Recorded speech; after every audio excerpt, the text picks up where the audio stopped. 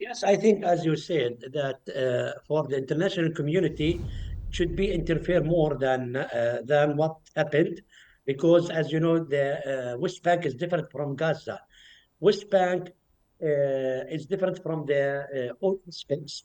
Especially, we are talking about that the environment of the West Bank, and especially in Jenin, small area, it's an intensive area, and also there is no like militant like in Gaza, and also at the same time, the 10 persons that have been killed, they are civilian, they are not militant, and also at the same time, the Israeli bombed and also they attack the hospitals, and they make a surrounding against all the people in Jenin. And suddenly yesterday, they attacked Jenin while the people were going to their work or also shopping in the markets. So for this things, I think the international community should be more intervention in this, and the atmosphere in Jenin and also the environment is different much than in Gaza.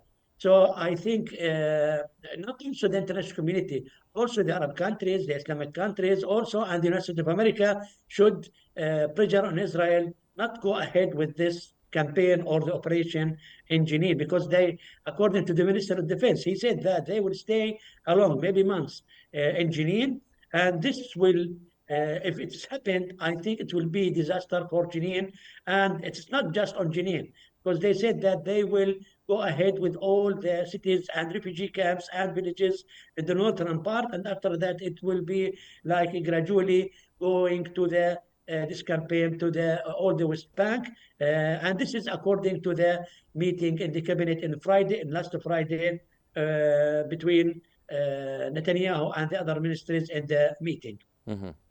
We're also joined over the phone by Dr. Mohammed Osman, the International Relations Specialist. Dr. Osman, welcome to Think Tank. Let's start off now with the Israeli forces continuing their military operations in Jenin. What does this really reveal about Israel's intentions post the Gaza ceasefire?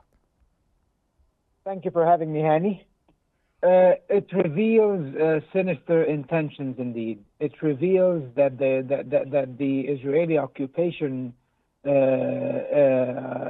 authorities have no sincere intentions to put an end to the vicious cycle of violence that has consumed the Palestinian territories over the past 15 months in a rather intensive manner.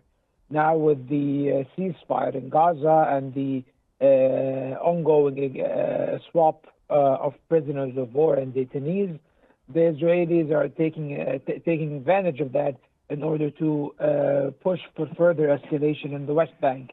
Part of that is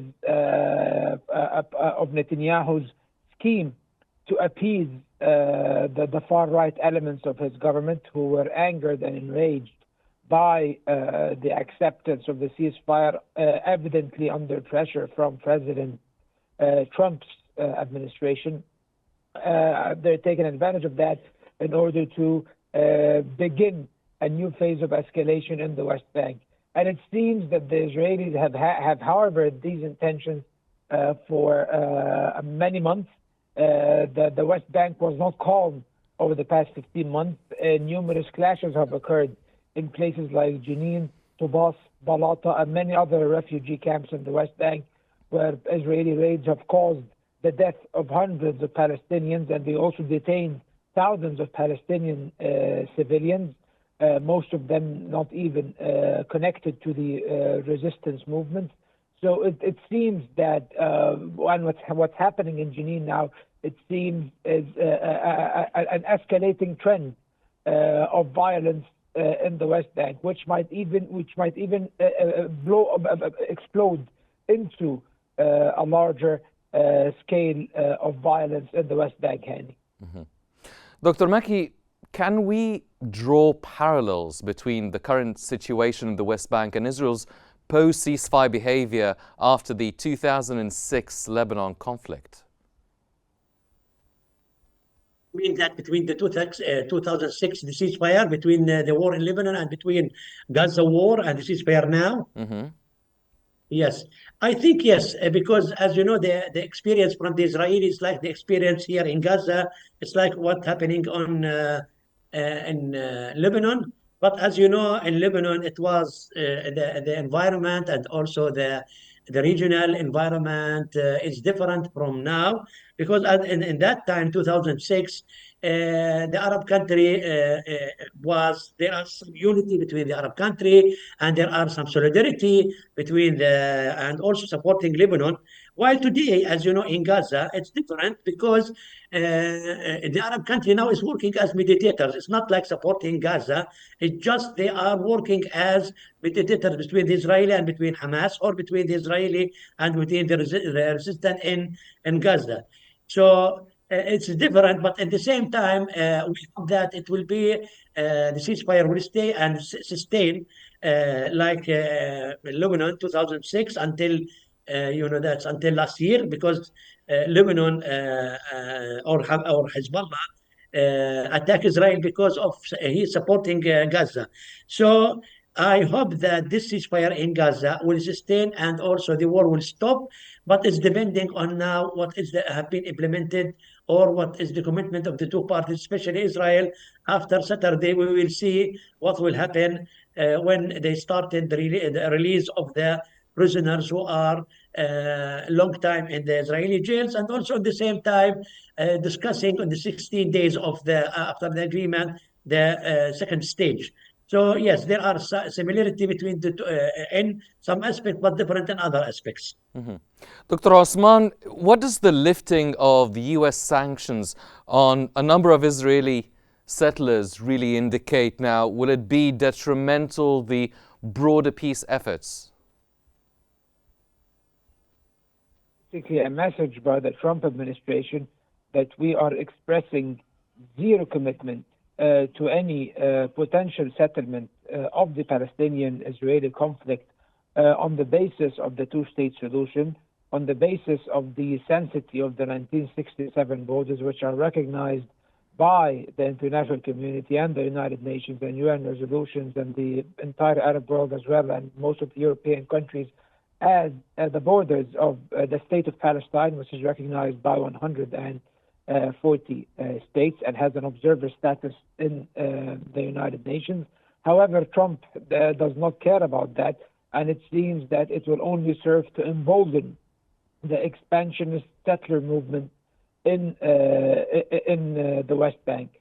Right now, as things stand, it's estimated that 700,000 Israeli settlers are residing inside the occupied West Bank, of course, illegally, and they have they built a multitude of settlements. They have de facto annexed major chunks of the West Bank, and expanding such settlements in such a manner will basically completely erode what's left of the Palestinian cause and deny the Palestinians any chances of statehood in accordance with international law. Mm-hmm. And the Trump administration seems to be on board with this vile agenda. President Trump is the only president since the Madrid conference in the early 1990s and the subsequent Oslo peace process not to commit to the two-state solution publicly and overtly. And I think that he is maintaining this status. Actually, he might be giving Israel more leeway in the West Bank in exchange for prolonging the ceasefire in Gaza and achieving the Daytoni exchange. Dr. Makki, in your view, how significant is the role now of the international human rights organizations in influencing the course of the events in the West Bank? I think this is something should be focusing on this issue, that the international community or the institution for the human rights should interfere also in this, part, because as you know that there are many of these international human rights in West Bank. They should be interfered. They should be imposed on Israel and also in the European Union for this matter, especially in the institutions and also the organization which are that's intervention on the human rights in the West Bank and also on the humanitarian matters. So, as we mentioned before, and we saw yesterday about how is this process of all the operation of the Israeli escalated in Jenin, and it's not stopped there. It's now going ahead with the refugee camp there, with the city, also with all the villages, and I think it's also will not stop in Jenin governorate. It will go ahead with all the northern part, all the governorates of the northern part, and after that maybe it will go, as I said, all the West Bank. So the international human rights should be interfered, should be imposed in the government of Israel to stop all these criminal, because it's a criminal when you kill the people, the civilian people, especially in Jenin yesterday. They didn't do anything. It's just they are going to their work. So and also this operation, which is the going to Jenin, its response to that, as you know, for the meeting last Friday between the Smotrich and between also Netanyahu. This is something that Netanyahu giving to the extreme parties, especially Smotrich, that he will give him the rights to go ahead in the West Bank and to increase the settlements and also to take all the land, especially to annex and to Yes. combine all the Well, land. this does take us to my next question, Dr. Osman. Given the growing tensions in the West Bank, what are the chances of a renewed Israeli-Palestinian peace process, or is military escalation now the only preferred path? The short answer to your question, Hani, unfortunately, is none. We have no chance of any peaceful, any even peace process, or even a steady imitation of the peace process, even in the coming days and weeks and months, as long as Israel and the United States behind it stick to this course of action.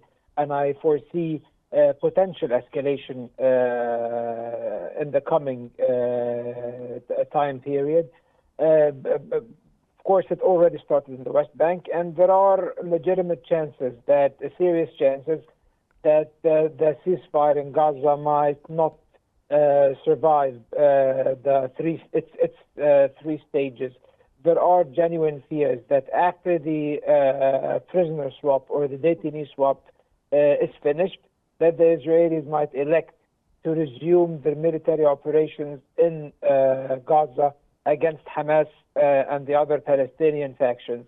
And of course, this is not a conspiracy theory. This was stated by Israeli officials, by Benjamin Netanyahu, by Smotrich, who said that he did not resign from the government along with his party due to pledges from the Americans and the Israeli Prime Minister that they would resume the war after the prisoner swap.